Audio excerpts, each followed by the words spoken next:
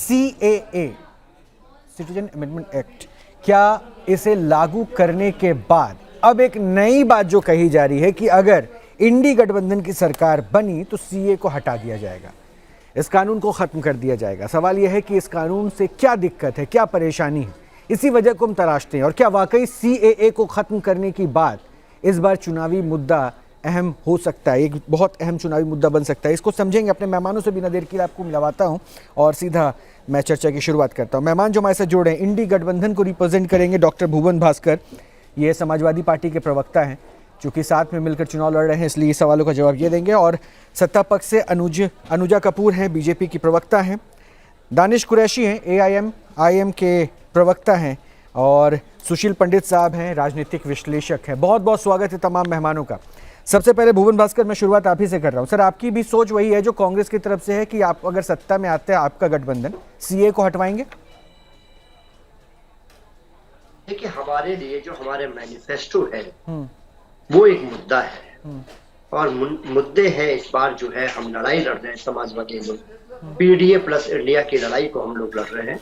और हमारे नेता ने जो सूत्र हमको दिया है, हम लोग उसकी लड़ाई को आगे बढ़ाने का काम नहीं सर, मेरा सवाल बहुत सीधा है और मैं यही उम्मीद करता हूं कि आप भी स्ट्रेट वे बोलेंगे। क्या CAA का कानून हटाना आपके मुद्दे में शामिल है? कांग्रेस के स्टेटमेंट के साथ आप हैं? हमारा मैनिफेस्टो अलग आया है, कांग्रेस का मैनिफेस्टो अलग आया है। समाजवादी पार्टी मैं फिर कह रहा हूं, मैं बहुत सीधा पूछ रहा हूं, क्या CAA हटाने का, CAA के कानून को हटाने का सत्ता में आते के साथ जो कांग्रेस की तरफ से कहा जा रहा है, आप उसके साथ हैं, आप उसकी वकालत करते हैं या आप उसके पक्ष में नहीं हैं? हम लोग CAA का तो हमारी पार्टी ने कभी भी पक्ष नहीं करा है। हाँ। हम लोग तो कभी CAA के पक्ष में थे ही नहीं। ये तो भारतीय जनता पार्टी अपने तुगलकी फरमान से इसको लेकर। अच्छा, तो विरोध क्यों है? मुझे ये बता दीजिए। चलिए, आप पक्ष में नहीं थे, विरोध क्यों, ये बता दीजिए। देखिए, हमारा जो कानून है, हमारे एज ए कानून के विद्यार्थी मैं जो पाता हूँ, हम ये पाते हैं कि जो भारत की जो विभिन्नता है उसके स्वरूप पर एक खतरा है। कैसे CAA कैसे भारत के उस विभिन्नता के स्वरूप पर खतरा है? मुझे बस थोड़ा समझाते चलिए सर। मैं बड़ा अज्ञानी किस्म का आदमी हूं, मुझे थोड़ा ज्ञान मिलता रहे तो मैं अपनी रुचि बढ़ाता चलूं।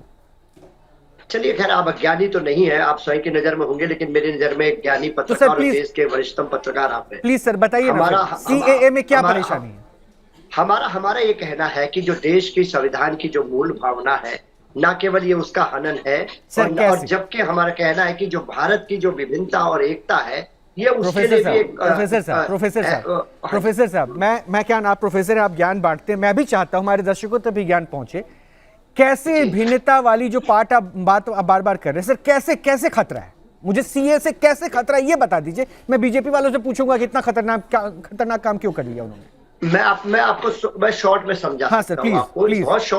बहुत शॉर्ट में ये इसका आंसर ये है कि जो भारत का जो स्वरूप है, विभिन्न धर्म, विभिन्न जाति, विभिन्न वर्ग के लोग यहाँ पर रहता है, सबका खान पान, रहन सहन, पूजा पाठ, सबकी पद्धति अलग है। लेकिन सरकार जिस प्रकार एक टारगेट करती है धर्म विशेष के, उसके खिलाफ समाजवादी पार्टी खड़ी। हाँ, तो सर ये शॉर्ट में जो आपने समझाया सर, मैं ये नहीं समझ पाया कि इससे खतरा कैसे हो गया। अगर जो अल्पसंख्यक है हमारे पड़ोस में, हमारे पड़ोसी देश में, उन अल्पसंख्यक हिंदुओं को, सिखों को अगर वापस, जैनियों को, बौद्धिस्ट को अगर वापस देश में बुलाया जाए, नागरिकता मिले, शरणार्थी हैं, उससे क्या खतरा आ जाएगा? और ऐसा थोड़ी ना कि मुस्लिमों को ऐसा नहीं है कि ना कि भाई उनको देश की नागरिकता नहीं मिलेगी, वो नियम तो चल रहा है। तो CAA से क्या खतरा है सर, ये नहीं समझ पा रहा हूं मैं। इसकी तो बात को भारतीय जनता पार्टी के लोग करते हैं, वो लोग बात कहते हैं सर, आप जिनके साथ है ना, आप जिनके साथ है ना सर, वो भी कर रहे हैं, कांग्रेस वाले भी कर रहे हैं। बहरहाल मैं बीजेपी के पास चल रहा हूं। अनुजा जी, ये खतरा क्या है? मैं अभी भी कंफ्यूज हूं, लेकिन आपको लगता है कि आपको बैठे बिठाए एक मुद्दा मिल गया कि CAA के खिलाफ कांग्रेस अगर कह रही है तो तुष्टीकरण की सियासत जिसको आप हवा दे रही हो, फिर से वही पिच मिल गया आपको खेलने के लिए?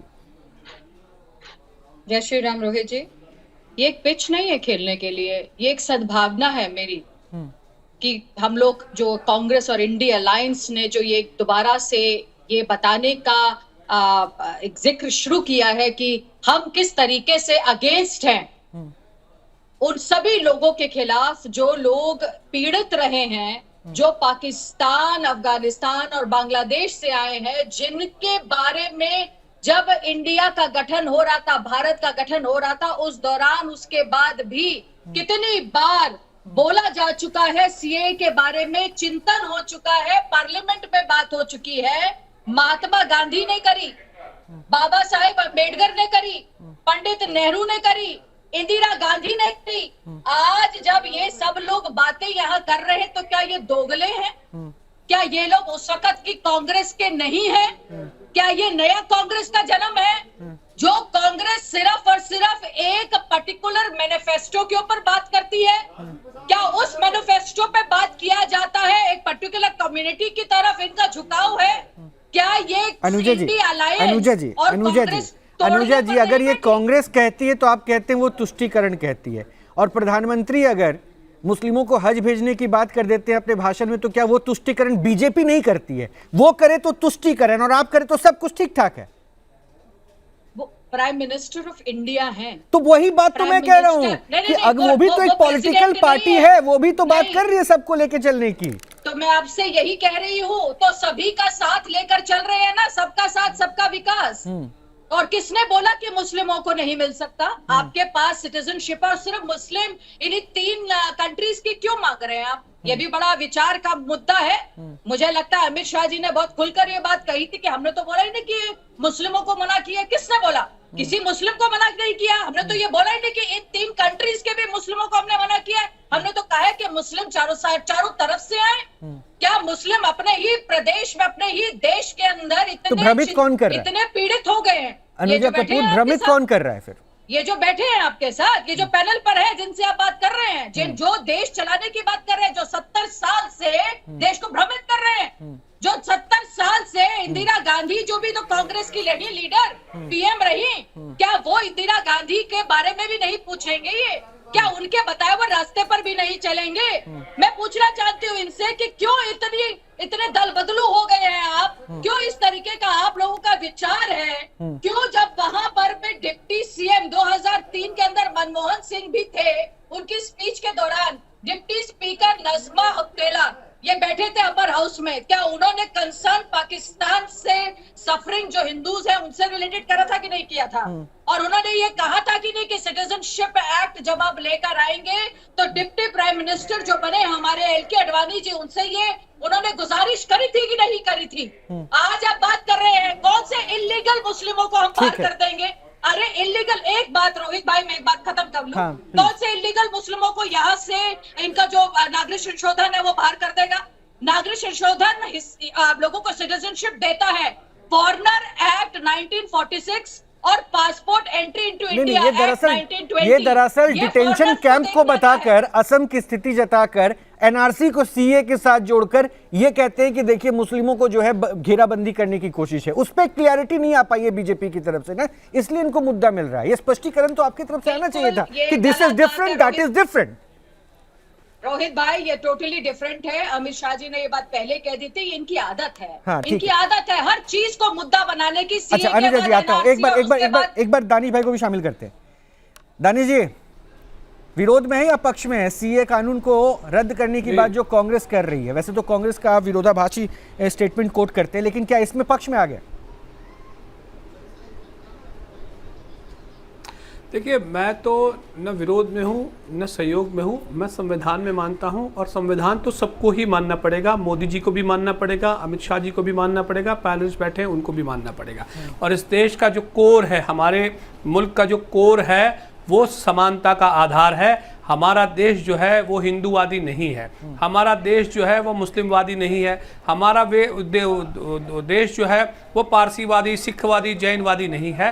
हमारा देश समानता में मानता है। तो जब देश हमारा समानता में मानता है तो धर्म उसका आधार नहीं हो सकता। अब जब धर्म के आधार पर आप कोई कानून बनाने का प्रावधान करते हैं तो वो कानून जो है वो सीधे सिरे से जो है वो हिंदुस्तान के संविधान को कॉन्ट्राडिक्ट करता है। दानिश जी, तो इस तरीके से ये क्या आप मेरे इस बात से इत्तेफाक रखेंगे अगर मैं आपसे कहूं, सुन लीजिए ना दानिश भाई, सुन लीजिए ना, मैं अगर आपसे कहूं कि ठीक है हमारे देश में दरअसल हर धर्म को बराबरी का अधिकार दिया गया है, लेकिन हमारे देश का टुकड़ा करके जो एक मुल्क बना उसको सिर्फ एक धार्मिक आधार पर ही राष्ट्र बनाया गया था। और अगर वहां पर हिंदू या फिर दूसरे जो कम्युनिटीज हैं, दूसरे जो धर्म है, अगर वो माइनॉरिटीज बार बार पीड़ित हो रहे हैं, प्रताड़ित हो रहे हैं, तो क्या ये हमारी जिम्मेदारी नहीं है कि वहां के अल्पसंख्यक हिंदू भाइयों को, क्योंकि ये बहुसंख्यक तो हिंदू है ना यहाँ पे, उनको अपने राष्ट्र में नागरिकता मिले, उनको यहाँ पे मूलभूत सुविधाएं मिले, या फिर उनको छोड़ दे मरने के लिए? बिल्कुल, देखिए मैं आपको जवाब दूं। सबसे पहली बात कि देश का विभाजन की जो एक बदनसीब विभाजन जो हमारे मुल्क में हुआ, जो भारत का विभाजन हुआ और उसमें एक मुल्क का एग्जिस्टेंस आया, सबसे पहली बात यह है कि जो लोग यहाँ से गए थे उन्होंने अपना मजहब, उन्होंने अपना धर्म का आधार अपना मजहब बनाया था।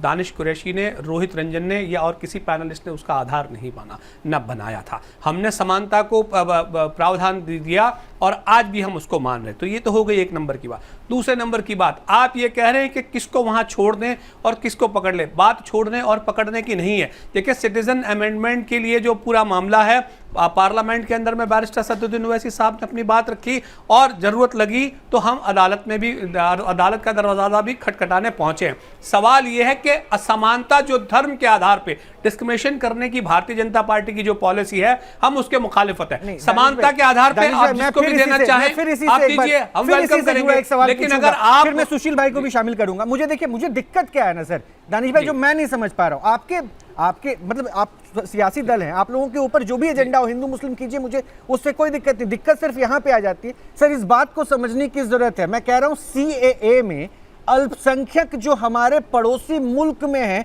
उनको हमारे देश में सीए के थ्रू नागरिकता मिल रही। जरा इस बात को कोट कर रहा हूं, जो पड़ोसी मुल्क में अल्पसंख्यक है, तो अल्पसंख्यक कौन है? मुस्लिम नहीं है वहां पे, वहां हिंदू हैं, बौद्ध हैं, सिख हैं, ये अल्पसंख्यक है सर। और वहां जो है मुस्लिम जो आबादी है वो बहुसंख्यक है। और ऐसा भी नहीं है कि सीए आने के बाद मुस्लिमों को नागरिकता नहीं मिलेगी, ऐसा कहीं कोई प्रावधान देश में नहीं लाया गया। तो ये भ्रम की स्थिति तो पहले स्पष्ट हो जानी चाहिए। अब बताइए सर, अब आप क्या चाहते हैं कि ऐसे अल्पसंख्यक जो प्रताड़ित है उनको नागरिकता ना मिले? उसी देखिए, सुनिए, मैं उसी भ्रम को दूर करने की बात कर रहा हूं कि दरअसल ये जो स्पेशल क्लॉज बनाने की भारतीय जनता पार्टी की जो राजनीति है, ये देश में अफरा तफरी का माहौल पैदा कर रही है। मैं आपको ये कह रहा हूं कि जो भी प्रोसेस, देखिए, सिटीजन के लिए जो देश के लिए जो कानून है सिटीजनशिप के लिए, वो कानून 1955 से तो लागू ही है यहां पर। अब जब ये ऑलरेडी ये कानून लागू करता है, उसमें आप स्पेशल इलाज जाके कोई बात करते हैं, तो मुझे लगता है कि ये संविधान का हनन है। Process, due process. आप मुझे ये बताइए, क्या इस देश में इससे पहले सिटीजन ये जो अमेंडमेंट है, एक्ट तो ऑलरेडी एग्जिस्ट करता ही है, जो अमेंडमेंट है, इस अमेंडमेंट के लागू होने से पहले 2019 से पहले क्या इस देश का हिंदू या वहां का पीड़ित यहां नहीं आ सकता था? क्या वहां से मुसलमान नहीं आ रहा? कौन नहीं आ रहा? तमाम लोग आ रहे हैं। दिक्कत क्या है आपकी कि आप रिलीजियस ग्राउंड पे जो कॉन्ट्रडिक्शन करने की बात करते हैं, ये संविधान का हनन है, वर्ष मेंशन किया गया। और उस नागरिकता कानून में जो पूरी प्रोविजन थी वो काफी लंबी थी। खैर, मैं सुशील पंडित को शामिल करता हूं, ज्यादा स्पष्टीकरण वो बेहतर तरीके से देंगे। सुशील भाई, क्या दिक्कत समझ में आ रही है? और फिर से सीए को उठाना इस वक्त पर, क्या यह कोशिश है कि तुष्टीकरण हो जाए? सीए का मुद्दा देंगे कांग्रेस की तरफ से होगी, क्योंकि लगातार ये आरोप तो लगता है तुष्टीकरण करती है कांग्रेस। क्या यही फोकस है? रोहित जी, धन्यवाद मुझे इस चर्चा में शामिल करने के लिए। ये इस देश की खुशनसीबी है कि हमारे संविधान में क्या संवैधानिक है और क्या नहीं है, ये कोई ओवैसी और मजलिस तय नहीं करता। इस देश का न्यायालय, इस देश का सर्वोच्च न्यायालय न्याय व्यवस्था तय करती है। और सीएए को चुनौती दी गई सर्वोच्च न्यायालय में। क्या सर्वोच्च न्यायालय ने इसे खारिज किया? क्या इस पर अंतरिम रोक भी लगाई? प्रथम दृष्टया उनकी दृष्टि में यह कानून किसी भी संवैधानिक प्रावधान के विरुद्ध नहीं जाता है और उस पर सुनवाई हो रही है। दिक्कत यह है, और अब तक न्यायालय ने इसमें कुछ भी ऐसा नहीं पाया जो आपत्तिजनक है। तो सबसे पहली बात तो यह हुई। दूसरी बात, समानता का अधिकार हमारा मूलभूत अधिकार है, जो कि हमारे पड़ोसी देशों में नहीं है। वहां के हिंदुओं, बौद्धों, पारसियों, सिखों, जैनों ने पाकिस्तान नहीं मांगा था। पाकिस्तान मांगा था मजलिस और कासिम रिजवी ने, जो इनके बाप दादा हैं, जिन्होंने दंगे किए हैदराबाद में, और उसके बाद आधी जमात पाकिस्तान चली गई और बाकी यहां आधे छोड़ दिए। और जो आज कह रहे हैं कि नहीं नहीं हम वतन परस्त हैं, बड़ी बदकिस्मती से हिंदुस्तान का विभाजन हुआ। इनका ये विभाजन कराने वाले वही लोग हैं। ये उन्हीं की पुष्टि है जो आज हमें कह रही है कि समानता का अधिकार है, संवैधानिक अधिकार है। संविधान हमारा सर्वोपरि है और उसी संवैधानिक आधार पर इस देश में अल्पसंख्यकों को असमान अधिकार दिए गए। तब ये समानता क्यों नहीं याद रखते? अल्पसंख्यकों के लिए विशेष प्रावधान इसी संविधान में है जो कि बहुसंख्यकों के पास नहीं है। और इसी आत्मा की, संविधान की आत्मा के चलते जो हमारे भाई पीछे छूट गए थे, जिन्होंने पाकिस्तान नहीं मांगा था लेकिन परिस्थितिवश कई कारणवश नहीं आ पाए थे, और जो घटते घटते कटते कटते मुट्ठी भर रह गए हैं, आज उनको बचाने के लिए एक सांकेतिक प्रावधान है। ये सब नहीं बच पाएंगे। 50,000 से भी कम ऐसे लोग हैं जो भारत में रह रहे हैं, उनको 11 साल प्रतीक्षा न करनी पड़े, 5 साल के अंदर वो आवेदन दे सकें, केवल ये प्रावधान है। लेकिन वो इतने बदकिस्मत है कि इस सरकार ने वो प्रावधान बनाकर भी उसके रूल्स नोटिफाई नहीं किए, और वो फिर दर दर की ठोकरें खा रहे हैं और आज तक नागरिकता नहीं पा पाए हैं। ये दोगलापन पूरी राजनीतिक व्यवस्था में है, और हिंदू और अन्य अल्पसंख्यक पाकिस्तान के, बांग्लादेश के, अफगानिस्तान के बार बार चले गए हैं। समझना चाह रहा हूं सुशील भाई, देखिए बार बार चले गए अभी तो उनको फैसिलिटी मिली नहीं और पहले ही पॉलिटिकल एजेंडा सेट कर दिया गया। दानिश कुरैशी भी कुछ कह रहे थे, आपके जवाब पर रिस्पॉन्ड करना चाह रहे। दानिश कुरैशी, सुशील पंडित भी आपके साथ स्क्रीन पे ही है, बताइए। देखिए, मैं तो सुशील भाई की बहुत इज्जत करता हूं, और सुशील भाई से तो मैं ये पूछ रहा हूं कि देश में 370 का कानून लागू कर दिया भारतीय जनता पार्टी ने, मोदी जी ने, अमित शाह साहब ने, वो वापस लौट गए या नहीं गए? वो अभी भी यहीं दिल्ली में ही रहते हैं या कश्मीर में, श्रीनगर में, या और किसी जगह पर गए हैं? तो सवाल ये है कि आप देख रहे हैं देश में कि देश के अल्पसंख्यकों की बात की जाए तो देश के अल्पसंख्यक की बात की जाए तो कश्मीर में अल्पसंख्यक अलग है, गुजरात में अल्पसंख्यक अलग है, उत्तर भारत में, नॉर्थ ईस्ट में अल्पसंख्यक अलग है, और गोवा में अल्पसंख्यक अलग है। अल्पसंख्यक की परिस्थिति हर एक डेफिनेशन के साथ चेंज होती रहती है, और ये सिर्फ भारत के लिए स्पेसिफिक कोई रीजन के लिए नहीं है, ये सारी दुनिया के लिए। सुनिए, मैं खत्म कर लूं, रोहित, मैं खत्म कर लूं। सारी दुनिया के लिए इन परिस्थितियों का निर्माण होता है। बात रह गई, आप कह रहे हैं कि वहां से किनको लाना है। अरे हम तो ये कह रहे हैं कि आप कश्मीर छोड़ के वहां दिल्ली में रह रहे हैं, हम तो गुजरात में, मैं तो गुजरात में रहता हूं। गुजरात में तो डिस्टर्ब एरिया एक्ट नाम का एक कानून है जो भारतीय जनता पार्टी के शासनकाल में लागू है, जहां दानिश कुरैशी सुशील पंडित का घर नहीं खरीद सकता, या सुशील पंडित जो है दानिश कुरैशी से घर नहीं खरीद सकता, यह प्रोविजन है। तो मुझे लगता है कि देश की आत्मा की जो आप बात कर रहे हैं ना, इस देश के संविधान ने तमाम लोगों को समानता दी है। ये पहले असमानता देश में दूर हो, उसके बाद हम सोचेंगे देश के बाहर कहां जाना है। रोहित जी, ये इन मुद्दों पर भी किसी दिन बहस कर लीजिएगा ताकि इनको भटकाने का अवसर ना मिले। ये 370 पर भी बात कर लें, संविधान पर भी बात कर लें, लेकिन भाग रहे हैं जो आज भागिए मत, आप भागिए मत, जो मुद्दा जवाब दीजिए, उससे मत भागिए। आज का जो मुद्दा है उससे मत भागिए, और वो मुद्दा है, अरे आज जवाब दीजिए ना, आप दिल्ली में रह रहे हैं या श्रीनगर में या कश्मीर में रह रहे हैं? आप दिल्ली में रह रहे हैं या कश्मीर में रह रहे हैं, बताइए। अरे आप देखिए, कश्मीर पहुंच गए, ये सीएए पे बात नहीं करना चाहते, ये कासिम रिजवी पे बात करना नहीं चाहते, ये मजलिस पे बात करना नहीं चाहते। कश्मीर में ऐसे ही लोगों के चलते कश्मीर से निकलना पड़ा हिंदुओं को, जब 370 इन्हीं लोगों के चलते कश्मीर से निकलना पड़ा मुझको, इन्हीं लोगों के चलते ये हैदराबाद खाली कराएंगे हिंदुओं से। सुशील पंडित को बात पूरी करने दीजिए, बात करते उस पे। ऐसे ही लोगों के चलते हिंदुओं को कश्मीर खाली करना पड़ा, ऐसे ही लोगों के चलते गुजरात में दंगे हुए, ऐसे ही लोगों के चलते आज देश में 500 से ज्यादा कश्मीर बन गए हैं। हमारे मुताबिक नहीं, अभी तक वो क्लॉज नहीं, आपके मुताबिक नहीं है, ये मतलब क्या हुआ दानिश कुरैशी? आपके मुताबिक नहीं लागू है, ये क्या मतलब हुआ? कानून तो कानून है, आपके मुताबिक नहीं लागू है, ये क्या मैं समझ नहीं पाया। 370 अभी भी सुनिए, हटा दिया गया ना उसे तो। अरे सुन तो लीजिए, 370 आज भी एग्जिस्ट तो करता है ना। नहीं तो आप कश्मीर के हालात की जो चर्चा कर रहे थे सुशील पंडित से, सीए पे तो ये खुलकर स्टैंड नहीं ले पा रहे हैं आप। सीए पे भी इतना खुला स्टैंड क्यों नहीं है? वही कह रहा हूं, किसी दिन कश्मीर पे भी चर्चा कर लीजिएगा, इनकी गर्मी निकल जाएगी। हमारा तो बिल्कुल साफ और खुला स्टैंड है कि ये लोग 15, ये साफ इनका कहना है 15 मिनट के लिए पुलिस हटा लीजिए, नहीं चलेगा। इनका साफ ऐलान है 15 मिनट के लिए पुलिस हटा लीजिए, फिर इनका और जवाब देखिए। और आप ये है इनका ऐलान।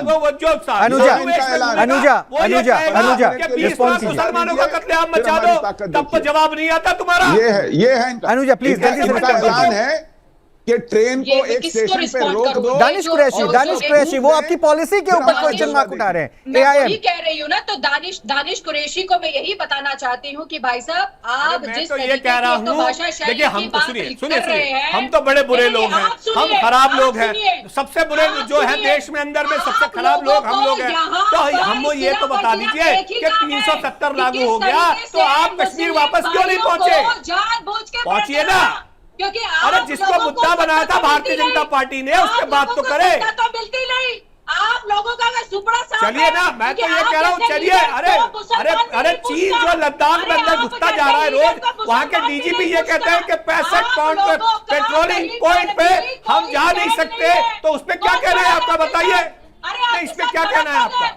सपा खड़ी थी, मुझे ये सपा बताइए, खड़ी थी, आगे वो भी छोड़ के जा लद्दाख में रही है। डीजीपी जो अरे आपकी जो साथ है वो आप ये रही कहते नहीं हैं धरल कि पे। 65 आप पेट्रोलिंग धरल पॉइंट पे है ही हम जा नहीं और जिन पाते, पंडितों हम की जा नहीं बात आप सकते। कर रहे चीन की हैं, सेना वहां उन्हीं घुसपैठ कर पंडितों चुकी है। को इस पे क्या जिन्होंने कहना है किस आपका? तरीके से क्या कहना है इस पे? उनके इस पे कोई साथ जवाब है? देखिए आप लोगों की बात स्पष्ट नहीं हो पा रही है, क्योंकि देखिए ये शोर शराबे में किसी की बात नहीं क्लियर पहुंच पा रही है। मुझे एक बार समाजवादी पार्टी को शामिल करना होगा। अनुजा मैं आता हूं। अनुजा एक सेकंड, बहुत देर से समाजवादी पार्टी के मित्र हमारे बैठे हुए हैं। देखिए ऐसा चल रहा है ना, आपका स्टैंड तो मुझे क्लियर समझ नहीं आया कि आप सीए के पक्ष में हैं कांग्रेस के स्टेटमेंट के साथ या विरोध में, लेकिन इतना तय है कि आप अपने मैनिफेस्टो पे बात कर रहे हैं, कांग्रेस अपने मैनिफेस्टो पे बात करे, तो फिर गठबंधन क्या है सर? जब आप लोगों का कोई एक मैनिफेस्टो है ही नहीं, आप लोगों का कोई सिंगल प्लेटफॉर्म एजेंडा ही नहीं है, तो फिर है क्या? सिर्फ दिखाने के लिए, हाथी के दांत है। देखिए मैं इतना कहना चाहता हूँ, उत्तर प्रदेश में हमारे नेता माननीय अखिलेश यादव जी की जिम्मेदारी है कि वो भारतीय जनता पार्टी का सूर्यास्त करे, उस दिशा में हम काम सिर्फ करें। भाषणबाजी और अलग है आज सर, मैं तो मुद्दों पे पूछ रहा हूं, उस पे आप स्पष्ट नहीं कर रहे हैं मुद्दे सर। पे आप मुझे अपनी पार्टी का पक्ष रख लीजिए। मैंने आपके बड़ी नहीं, अब आप पार्टी का पक्ष के साथ साथ इंडी गठबंधन के भी तो आप रिप्रेजेंटेटिव हो गए ना सर। आप दोनों साथ हैं, मंच पे अखिलेश यादव, राहुल गांधी साथ बैठते हैं सर। मैं आपको जो बात बताना चाहता हूँ, बहुत जिम्मेदारी से आपको बताना चाहता हूँ। आज जो भारतीय जनता पार्टी की स्थिति है, विश्व का सबसे बड़े घोटाला करने के बाद इनकी स्थिति बहुत खराब है। बीजेपी की स्थिति की चर्चा बीजेपी के मेहमान से कर लूंगा भुवन साहब, लेकिन मैं आपकी स्थिति समझ नहीं पा रहा हूँ और मुझे लग रहा है कि ये अभी जनता नहीं समझ पा रही है कि आपकी स्थिति है क्या। आप दलों के साथ मिलकर एक गठबंधन बनाते हैं, लेकिन एजेंडा अगर कांग्रेस सेट कर लेती है तो उस पर आपसे बोलते नहीं बन पा रहा है, तो मतलब ये भ्रम वाली स्थिति आपके लिए बहुत ज्यादा बड़ी हो गई है सर।